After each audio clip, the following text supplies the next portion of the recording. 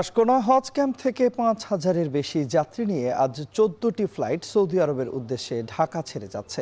ক্যাম্পে হজ যাত্রীদের সবশেষ খবরাখবর জানাতে আমাদের সঙ্গে যুক্ত আছেন সহকর্মী সানি মৃধা। যাচ্ছি সানির কাছে। সানি, আজ ১৪টি ফ্লাইট ছেড়ে যাওয়ার কথা আমরা বলছিলাম, এখন পর্যন্ত কতগুলো ফ্লাইট ছেড়ে গিয়েছে এবং সার্বিক ব্যবস্থাপনা নিয়ে যাত্রীরা কি বলছেন বিস্তারিত জানাবেন। গ্রামীণফোন রোমিং মানে বিদেশেও আমাদের একই নম্বরে পাবেন। মোবাইল ব্যালেন্স দিয়ে রোমিং চালু করে হজ সফরে কানেক্টেড থাকুন গ্রামীণফোন নম্বরে। আজকে এখন পর্যন্ত সবশেষ যে তথ্য আছে আমার কাছে, সে তথ্য মোতাবেক এখন পর্যন্ত 12টি ফ্লাইট ছেড়ে চলে গেছে। 12টার আগে আরও 2টি ফ্লাইট চলে যাবে। এরই মধ্যে আজকে যেসব যাত্রীরা রয়েছেন যারা হজের উদ্দেশ্যে ঢাকা ছাড়বেন, তারা কিন্তু এরই মধ্যে তাদের ইমিগ্রেশন থেকে শুরু করে যে সম্পূর্ণ আনুষ্ঠানিকতা কিন্তু তারা শেষ করেছেন। আমরা কথা বলেছিলাম, যেহেতু আশকোনা হজ ক্যাম্প থেকে মূলত হাজিদের, যারা হজ যাত্রীদের ইমিগ্রেশন থেকে শুরু করে সম্পূর্ণ আনুষ্ঠানিকতা শেষ করা হয়। এর ফলে কিন্তু তারা সরাসরি এখান থেকে বাসের মাধ্যমে বিমানবন্দরে যেয়ে সরাসরি তারা এখান থেকে চলে যায়।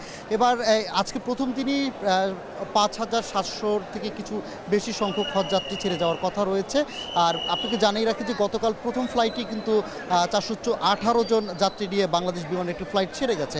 এছাড়া এখন পর্যন্ত যে 12টি ফ্লাইট গেছে, এর মধ্যে কিন্তু 6টি ছিল বাংলাদেশ বিমানের, বাংলাদেশ এয়ারলাইন্সের। আপনাকে বলে রাখি, এবার প্রায় ৭৮,০০০ থেকে ৭৮,০০০ কিছুটা ৭৮,৫০০ হজযাত্রী এবার কিন্তু হজের উদ্দেশ্যে বাংলাদেশ ঢাকা ছেড়ে যাবে, যা গেলবারের চেয়ে কিছুটা সংখ্যক কম। এখানকার যারা হজযাত্রী ছিলেন তাদের সাথে আসার পর আমরা কথা বলার চেষ্টা করেছি, তাদের সুবিধা অসুবিধা নিয়ে জানার চেষ্টা করেছি। তবে কোনো বড় ধরনের কোনো অভিযোগ আশকোনা ক্যাম্প থেকে তারা আমাদেরকে দেয়নি। যদিও কিছুটা মশার উপদ্রব এখানে দেখতে পেরেছি। গতকাল প্রধানমন্ত্রী আশাকে কেন্দ্র করে যে ধরনের মশা নিধক যে ব্যবস্থা ছিল, সেটির কিছুটা অভাব আমরা আজকে দ্বিতীয় দিনে দেখতে পেরেছি। পাশাপাশি যে সেবামূলক যে প্রতিষ্ঠানগুলো বা যারা সেবা প্রদান থাকে, তাদেরও অ্যাক্টিভিটি কিছুটা আমার চোখে কম পড়েছে। অর্থাৎ আমরা যে জায়গাটাতে সেবামূলক প্রতিষ্ঠানরা যারা সেবা প্রদানকারী যারা থাকেন, তারা যে জায়গাটাতে থাকেন, আজকে তাদেরকে খুব একটা বেশি সেই জায়গা দেখা যায়নি। তবে এছাড়া বড় কোনো ধরনের অভিযোগ যারা হজযাত্রী রয়েছেন আশকোনা থেকে কোনো ধরনের কোনো অভিযোগ পাইনি। তো এই ছিল সবশেষ আশকোনা হজ ক্যাম্প থেকে আমার কাছে।